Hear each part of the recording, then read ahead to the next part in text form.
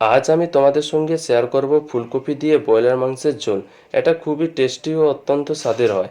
আমি রিজু, আপনারা দেখছেন ইয়ামি রেসিপি মেকার রিজু চ্যানেলে। তো শুরু করা যাক। এখানে আমি গ্রেভি বানানোর জন্য সর্বপ্রথম এখানে পেস্ট করে নিয়েছি আদা ও রসুনের পেস্ট, আর নিয়েছি পেঁয়াজের পেস্ট, আর এখানে টমেটো ও কাঁচা লঙ্কাটা একসঙ্গে বেটে নিয়েছি। এরপর মাংসটা ভালোভাবে ধুয়ে মেরিনেট করার জন্য এখানে সর্বপ্রথম দিয়ে দেবো 2 চামচ পেঁয়াজের পেস্ট, আর দেবো 2 চামচ রসুন ও আদার পেস্ট। এরপর দেবো টমেটো ও কাঁচা লঙ্কার পেস্টটা, এটাও আমি 2 চামচ নিয়ে নিয়েছি।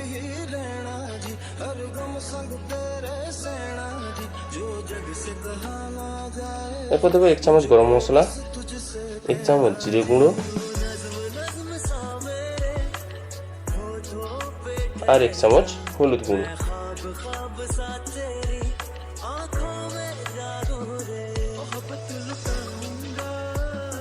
এরপর অ্যাড করবো 1 চামচ ধনে গুঁড়ো,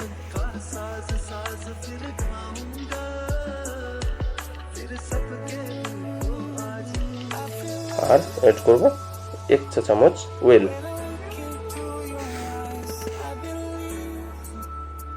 দিয়ে ভালোভাবে একটু মাখিয়ে নেব।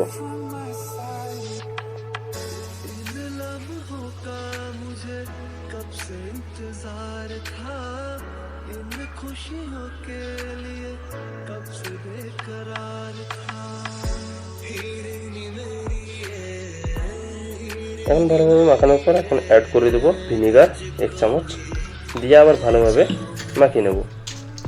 মাখিয়ে আমি এটাকে মিনিমাম ম্যারিনেট করে আধা ঘন্টা রেখে দেবো। এরপর যেটা কাজ হচ্ছে, আমি একটা ফুলকপি নিয়ে নিয়েছি, ফুলকপিটা ভালোভাবে কেটে নেব।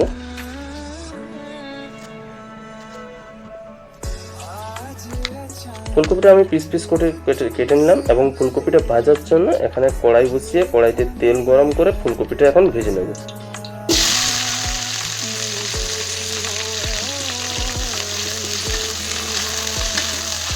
ফুলকপিটা হাফ সেদ্ধ করানোর জন্য এখানে আমি একটু ঢাকা দিয়ে দেবো, মিনিমাম 2 থেকে 3 মিনিট।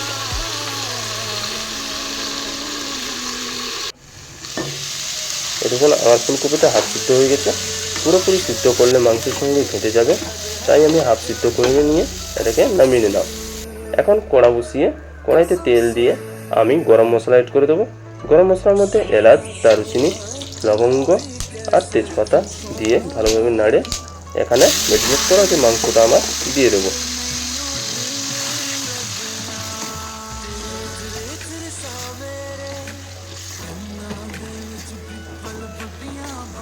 ম্যারিনেট করা মাংসটা আমি ভালোভাবে কষিয়ে নেব। কষানোর জন্য একটু হালকা করে ঢাকা দিয়ে দেবো। দিয়ে এখন আমি অ্যাড করব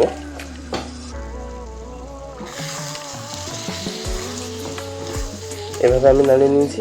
দিয়ে এখন আমি অ্যাড করব লঙ্কা গুঁড়ো 1 চামচ,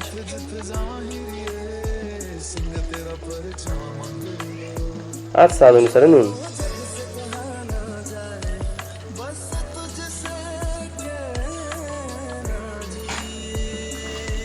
দিয়ে ভালোভাবে আবার মাখিয়ে আমি ওটাকে কষিয়ে নেব। ঢাকা দিয়ে আমি কষানো হয়ে গেছে। এখন আমি এখানে অ্যাড করব মেথি পাতা।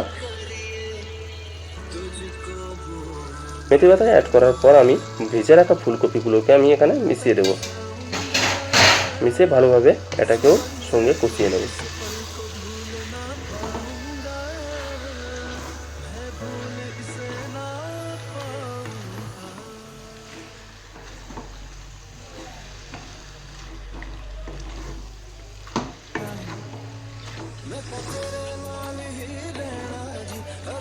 এইভাবে আমি কষিয়ে নেব মিনিমাম 2 থেকে 3 মিনিট।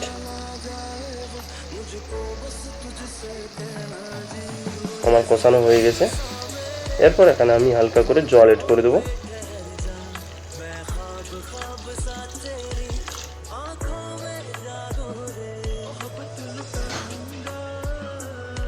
এটা যেহেতু ফুলকপি দিয়ে মুরগির মাংসের ঝোল হচ্ছে, সেই জন্য আমি একটু হালকা করে জল দিয়ে দিলাম।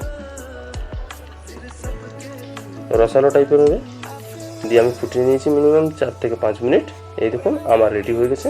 এবং উপরে আমি হালকা করে ধনেপাতা ছড়িয়ে দেবো, আর 1 চামচ আমি গরম মশলা অ্যাড করে দেবো। এই দেখুন আমার রেডি হয়ে গেছে। এখন এটাকে সার্ভ করার জন্য এখন রেডি, এবং খেতেও খুব অসাধারণ, দেখতে খুব সুন্দর লাগছে না? ভিডিও ভালো লাগলে লাইক কমেন্ট সাবস্ক্রাইব করতে ভুলবেন না কিন্তু। আবার দেখা হচ্ছে আবার একটা নতুন রেসিপির সাথে। ভালো থাকবেন, সুস্থ থাকবেন।